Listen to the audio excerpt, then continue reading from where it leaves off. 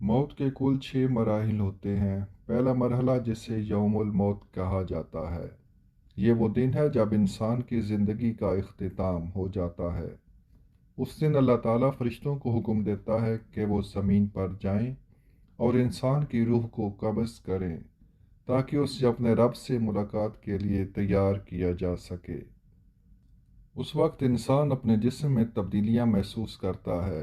مثلاً مومن کے دل کو اس دن خوشی اور سکون ملتا ہے، جبکہ برے اعمال کرنے والے کو سینے اور دل میں دباؤ محسوس ہوتا ہے۔ قرآن کریم میں اس مرحلے کا ذکر یوں بیان کیا گیا ہے: اور اس دن سے ڈرو جس دن تم اللہ کی طرف لوٹائے جاؤ گے، پھر ہر جان کو اس کے کیے کا پورا پورا بدلہ دیا جائے گا۔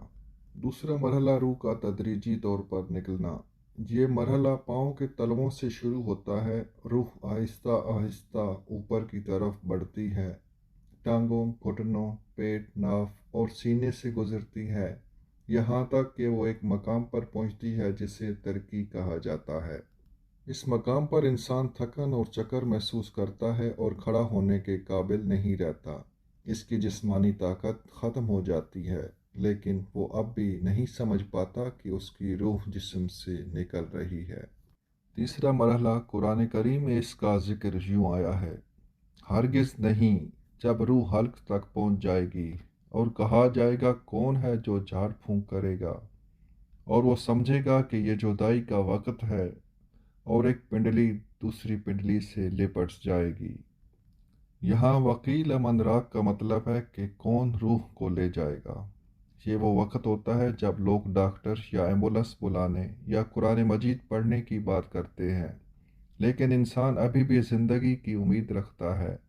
وَظَنَّ أَنَّهُ الْفِرَاقُ کا مطلب یہاں یہ ہے کہ انسان کو موت کے قریب ہونے کا احساس ہوتا ہے، لیکن وہ اب بھی زندگی کی کوشش کرتا ہے۔ یہاں وَالْتَفَّتِ السَّاقُ بِالسَّاقِ اس کا مطلب ہے کہ روح کے نکلنے کا عمل مکمل ہو چکا ہے اور جسم کے نچلے حصے بے جان ہو چکے ہیں۔ چوتھا مرحلہ جسے حلقوم کہا جاتا ہے، یہ موت کا آخری مرحلہ ہے جو انسان کے لیے انتہائی مشکل ترین ہوتا ہے، کیونکہ اس کے سامنے پردے ہٹا دیے جاتے ہیں اور وہ اپنے ارد گرد موجود فرشتوں کو دیکھتا ہے۔ یہاں انسان آخرت کو دیکھنا شروع کر دیتا ہے۔ سورہ قاف آیت نمبر 22 میں اس کا ذکر ہے: ہم نے تمہاری آنکھوں سے پردہ ہٹا دیا، آج تمہاری نظر تیز ہے۔ قرآن مجید میں اللہ تعالیٰ فرماتا ہے: پھر کیوں نہیں جب روح حلق تک پہنچ جائے اور تم اس وقت دیکھ رہے ہو، اور ہم تم سے زیادہ قریب ہیں لیکن تم دیکھ نہیں سکتے۔ یہ وہ وقت ہے جب انسان اللہ کی رحمت یا غضب دیکھتا ہے۔ وہ اپنی زندگی کے اعمال کو اپنی نظروں کے سامنے گزرتا ہوا دیکھتا ہے، اور انسان کو شیطان گمراہ کرنے کی آخری کوشش کرتا ہے۔ پانچواں مرحلہ ملک الموت کا داخلہ۔ یہ وہ مرحلہ ہے جب انسان کو معلوم ہو جاتا ہے کہ وہ رحمت والوں میں سے ہے یا عذاب والوں میں سے۔ اللہ تعالیٰ سورہ محمد میں ارشاد فرماتا ہے: اور جن کی روحیں فرشتے سختی سے نکالتے ہیں ان کے چہروں اور پشتوں پر مارتے ہیں۔